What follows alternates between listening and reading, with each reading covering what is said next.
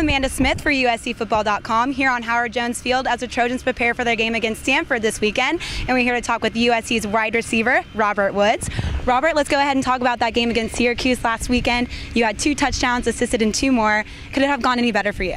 Probably so. I mean, we had some plays downfield. Me and Matt missed time one pass when it was an interception. There was some big plays still left out on the field. But I mean, that game was fun, but I'm on to Stanford. We saw a lot of bubble screens in that game against Syracuse. Did you feel like you had an advantage with those corners? Yeah, well, they played a lot of cover 4. That's what we expected to play off. So I mean, that was just given to us, and good blocks downfield by our tight ends and Marquise as well. So I mean, that we just took advantage of what they gave us. Syracuse started sneaking up in that third quarter, came up to 21-16. Did you guys change the way you played at that point? Because you got a lot of numbers on the board after that. Yeah, right after halftime, I think we turned it up another level. And, Syracuse battled. They're a great team. They battled back, got the game close. And we just started executing more than they did and putting up easy points. There was a weather delay, too. That was one of the first times I've seen it delayed that much just for rain and lightning, obviously. But what did you guys do during your downtime?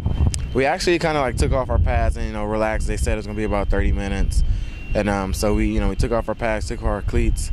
Some guys got extra treatment in during halftime. And some guys just, relax and just, get their mind right again. Were you more concerned about your safety or about getting back on the field at that point? Getting back on the field. I mean, we looked into the sky going in, didn't look that bad. And then we heard out as a tornado on the other side of town. But I mean, we were just out there, ready to play football and ready to go. At this point, you've been able to look at Stanford's film. What have you seen that the defense brings in challenges for you? Physical. Their front 7 is pretty physical. Get after the ball, and their secondary is pretty fast, I would say.